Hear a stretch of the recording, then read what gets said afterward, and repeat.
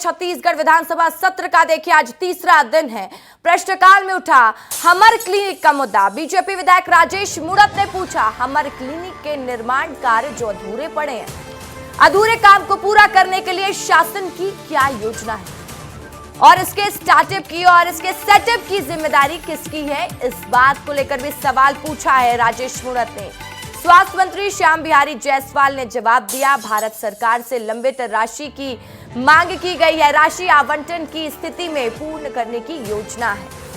विधायक राजेश मूणत ने हमर क्लिनिक निर्माण हेतु ये मुद्दा उठाया है।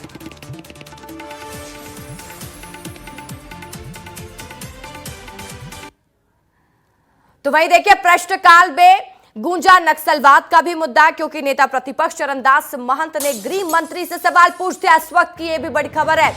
1 जुलाई से 24 नवंबर तक 24 आम नागरिकों की मौत हुई है। इसको लेकर नेता प्रतिपक्ष चरणदास महंत ने गृह मंत्री से सवाल पूछे, इनमें कौन बच्चे हैं, कितनी मौत हुई है। चरणदास महंत ने गृह मंत्री से सवाल किया प्रश्नकाल में।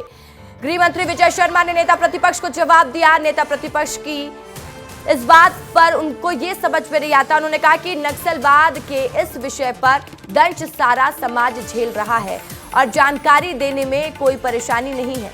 24 जुलाई को जब हम यहीं पर उन्होंने शंका जताई थी और सुरक्षा बलों और जवानों पर आरोप लगाया था। तो विजय शर्मा ने कहा कि ये बड़ा ही अजीब प्रश्न है।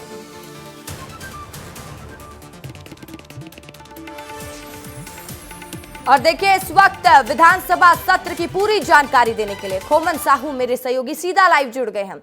खोमन, देखिए तीसरा दिन भी हंगामेदार नजर आ रहा है। एक तरफ राजेश मूणत सवाल खड़े कर रहे हैं और राजेश मूणत लगातार सवाल पूछ रहे हैं। स्वास्थ्य मंत्री ने इसका जवाब दे दिया, जिसको लेकर कांग्रेस ये भी कहती है कि बीजेपी के विधायक अपनी सरकार को घेर रहे हैं।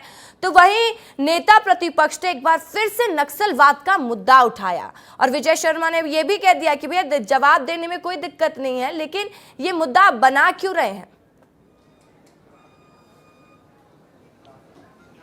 देखिए रसिका, जिस तरीके से इस बार विपक्ष नहीं अपने ही विधायकों से भारतीय जनता पार्टी घिरती हुई नजर आ रही है, चाहे राजेश मूणत की बात करूं या अजय चंद्राकर की बात करूं या धर्मजीत सिंह की बात करूं, सभी जो विधायक हैं अपनी सरकार को ही घेरते हुए नजर आ रहे हैं। धर्मजीत सिंह की बात करूं, सबसे पहला सवाल तीसरे दिन आज उन्होंने लगाया था फायर सेफ्टी को लेकर। जिस तरीके से अलग अलग अस्पतालों में फायर सेफ्टी पर ध्यान नहीं दिया जा रहा, इस तरीके की शिकायत उनकी थी और उन्होंने कहा कि चाहे मेकाहारा में जिस तरीके से आग लगी थी उनकी घटना का उन्होंने जिक्र किया, इसके अलावा जो अलग अलग जो निजी अस्पताल है उस पर किस तरीके की व्यवस्थाएं, इस पर उन्होंने सदन में सवाल उठाया। दूसरा सबसे बड़ा हमर क्लिनिक को लेकर पूर्व मंत्री है, वरिष्ठ विधायक है राजेश मूणत, उन्होंने हमर क्लिनिक को लेकर सवाल लगाया था, सवाल उठाया और सदन में काफ़ी तीखी नोक-झोंक भी देखने को मिली।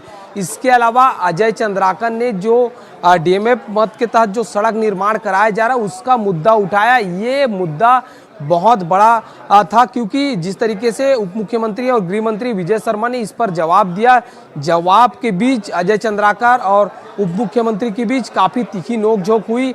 हाले आसंदी को ये कहना पड़ गया कि आराम से जवाब दीजिए, टोन नीचे करके बात करिए। इस तरीके के आसंदी को इस पर हस्तक्षेप करना पड़ा। सोच सकते हैं कितना बड़ा जो है गर्माहट आज सदन में देखने को मिली। हालांकि उस पर जो उप मुख्यमंत्री और गृह मंत्री ने बड़ी कार्रवाई की है। जिस तरीके से गड़बड़ी सामने आया था डीएमएफ मत को लेकर जो सड़क निर्माण कराया था उस पर 2 एग्जीक्यूटिव इंजीनियर है, इसके अलावा जो 2 एसडीओ है, इसके अलावा ठेकेदार पर एफआईआर करने की बात भी गृह मंत्री ने सदन के अंदर कही है। तो आज के सदन कहीं ना कहीं जो नक्सल घटनाओं को लेकर नेता प्रतिपक्ष डॉक्टर चरणदास महंत ने जो है वो सवाल लगाया था, सवाल के जवाब में गृह मंत्री ने जवाब दिया। इस बीच भी काफ़ी तीखी नोकझोंक देखने को मिली।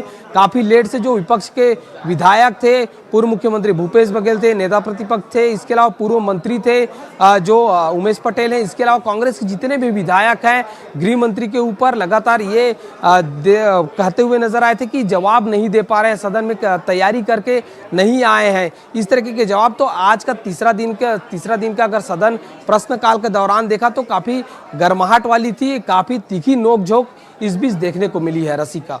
बिल्कुल, तो देखिए तीखी नोकझोंक भी देखने को मिली, कई सवाल भी पूछे गए और लगातार विपक्ष भी जमकर सरकार पर प्रहार करता दिखा। अनमोल, नजर बनाए रखिए वहां पर। फिलहाल के लिए बहुत शुक्रिया।